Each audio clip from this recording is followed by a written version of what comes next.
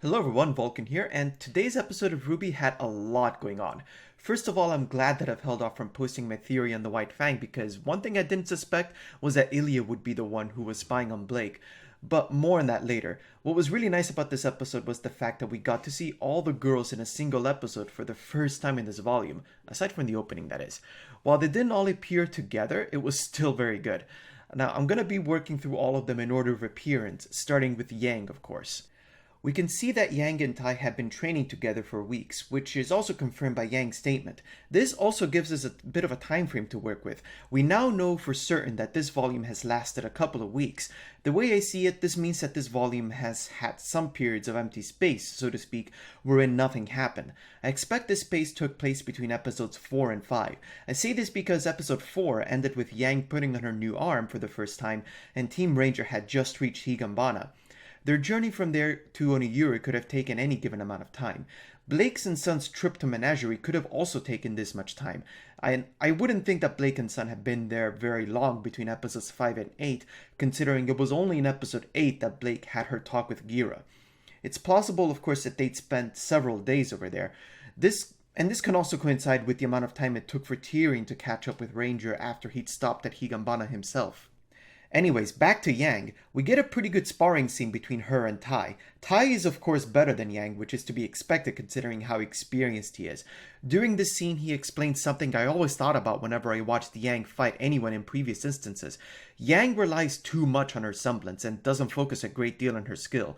While a point can be made that Yang's use of her semblance is no different than anyone else's, like Yang herself said in fact, I agree very strongly with Tai that her semblance should be treated more as a fallback rather than a go-to, but only so long as Yang can't willingly control the activation of her semblance.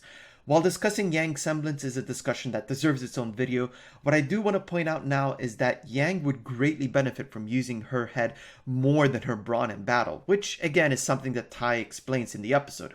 Yang's very straightforward approach to fighting, her wanting to always push through whatever was in front of her, was what led to her losing fights against strong adversaries like Neo and Adam. Once she learns to combine both her strength, the strength of her semblance, and her fighting skill, I very much believe that she will be invincible. Tai also points out how Yang inherited some of her mother's traits, namely her belief that strength is the most valuable element in fighting, and her stubbornness to always plow through obstacles with brute force is also something that she inherited from her. I should say that this makes me want to see more of Raven, particularly how she fares in battle. Though they use completely different weapons, the two of them having a similar approach to battle wouldn't surprise me. The way Tai speaks of her also makes me wonder whether or not he might still have feelings for her after all, although there is a strong case to be made that Tai left that behind to prioritize spending time with his daughters. In fact, I even doubt Tai is interested in romance anymore and is more concerned over how Yang will get over what happened to her, and more importantly, whether or not Ruby is doing well out in the world. Now, I'm only going to talk about Weiss briefly, as not much actually happens to her in this episode. Like Yang, she's also been training, though in this case she's been focusing particularly on her summoning. Whitley, of course, had to step in to make a point of how much of a douchebag he is. What's worth noting about Whitley here is that he represents everything that's wrong with the current Schnee family. Unlike Nicholas, Whitley doesn't believe there is any benefit to being a huntsman, saying that there's nothing a huntsman can do that an army can't. Though he also doesn't seem to have a very high opinion of Robo-Daddy. That's probably something he inherited from his father, considering Jacques and Ironwood haven't been on the best of terms due to the latter's self-imposed embargo.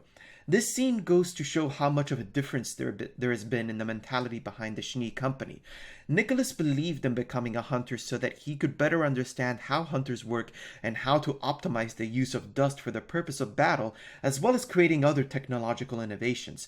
Jacques and Whitley, on the other hand, I'm sure a lot of you have already guessed, but they're simply moochers who have taken all of Nicholas's hard work and taken the credit for themselves.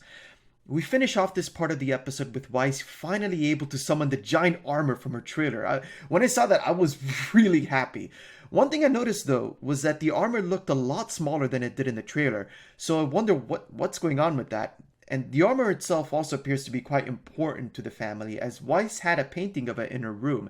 Maybe the armor used to belong to Nicholas and eventually was stowed away by the family once he retired from fighting.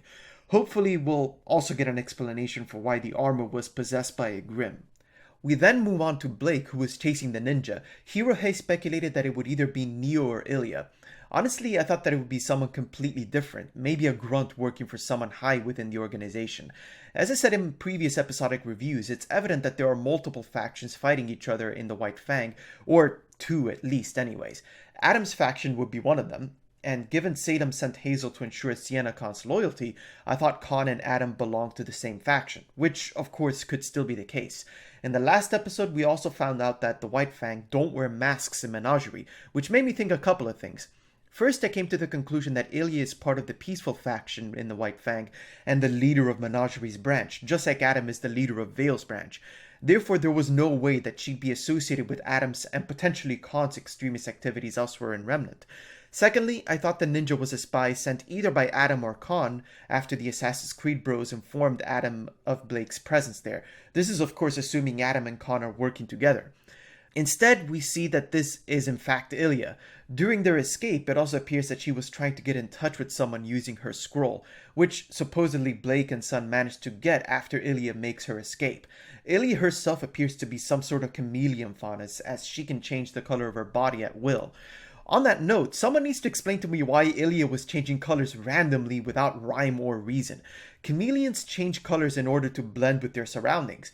Turning lime green or bright red in the middle of the night achieves the exact opposite, and it's more distracting than anything. In a fight, I could see how that might help, but they weren't really fighting at the time. Sun proved to be quite competent in this episode, especially with his use of shadow clones, although Blake foolishly didn't capitalize on that and allowed Sun to become exhausted. This was an extremely stupid move, but I'll get to that in a second. What I was impressed with regarding Sun is how he managed to use 4 clones. Until now, the most we've seen him use is 3, although it was also evident that using more than that causes a strain on him, much like how Emerald becomes strained if she casts an illusion on more than one person at a time. This ultimately led to Sun being struck by Ilya. Had Blake gone for the scroll directly instead of taking her sweet time to look at Ilya's face, maybe Sun wouldn't have gotten injured. Also, I feel that those people feeling optimistic about the Black Sun ship sinking due to the small argument they had in the previous episode are gonna rage, seeing how Blake was not just scared of Sun being injured, but that she said not again, which to me at least says that Blake does care a lot for Sun. Let it be known that I don't really care about shipping and I'm not involved with that to any significant extent.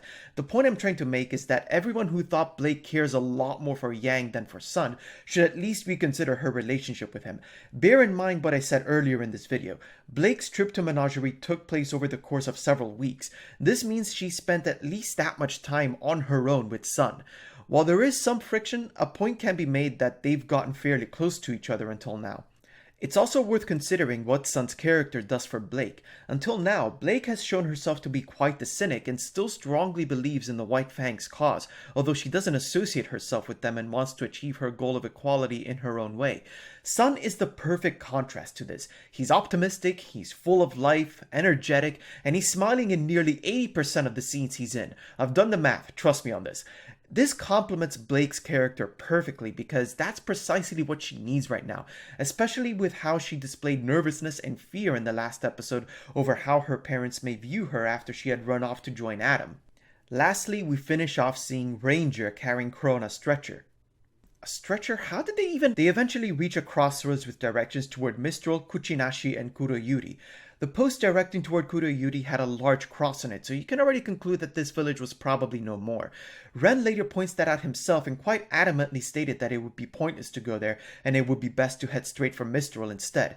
The problem therein lies in the fact that heading straight for Mistral means crossing a mountain path, one that Crow cannot make, one that he likely wouldn't be able to get past alive anyways.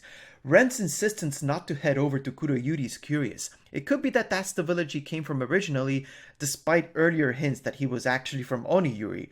Hopefully we'll get an explanation on that later on. So after some debate, they finally decide to split up, with Ren and Nora taking the mountain path and Ruby and Jean carrying Crow toward Kuroyuri in the hopes of at least finding medicine. By the way, I should also mention that seeing Jean and Ren hug each other was a very touching moment, and you can tell that they really do care for each other and as more than just a team. I remember back to Volume 2 when Jean was telling Ren that he sees him as a brother, and Seeing them now actually makes it sound like that's actually true, and that's really great. I love that part. So back to Ruby wanting to find medicine, I think that's very optimistic considering they don't even know what kind of poison Crow was injected with. And again, even if they had Tyrion's tail, which we don't know if they do, they'd have no way of identifying the venom without a doctor's help. And if Ren is right about Kuroyuri being a village that was destroyed, there would of course be no doctor there to help them. The scene eventually shows us the bandit symbol on the ground, although given the context in which it was shown, that being Ruby's footprint being stepped over by Jean's, it could be that that is the footprint of a very large Grimm after all, instead of the bandit symbol like I speculated at first. Remembering back to episode 4, Raven hints that she has a very strong ally with her, and a lot of people are speculating that this could be the Spring Maiden. If this is true, the large footprint would make sense because we already know that maidens can control Grimm. Raven would also want to keep the fact that she has the Spring Maiden a secret, so it would be important for her to not allow the maiden to use a power that would make it obvious what she is. Controlling Grimm would be perfect to achieve this, as it would make the destruction of a village appear to be the doing of a Grimm instead of something more. One last thing about the scene is Crow talking in his sleep, telling Tai she's gone. This was an obvious reference to Summer if there ever was one. Like I mentioned in my video on Crow, this might also be a hint toward Crow feeling responsibility over losing Summer. So in conclusion, the episode was pretty decent in certain aspects, but not so much in others. The scenes with Yang and Weiss were amazing, and it was great to see Best Girl again too, of course. Blake, on the other hand, proved somewhat incompetent to me, while Ruby proves overly optimistic. I do understand Ruby though. She's been shown to be very naive, and on top of that, she's very, very worried about Crow. I mean, who isn't? And of course, she would be very desperate to try and save him. So those are my thoughts on the episode. A quick note I want to make is, starting this week, I will also start reviewing Dragon Ball Super, and I may reintroduce Dragon Ball Xenoverse to this channel now that I set up my PS4. So look forward to my review of both Episode 72 and Episode 73 of Super tomorrow.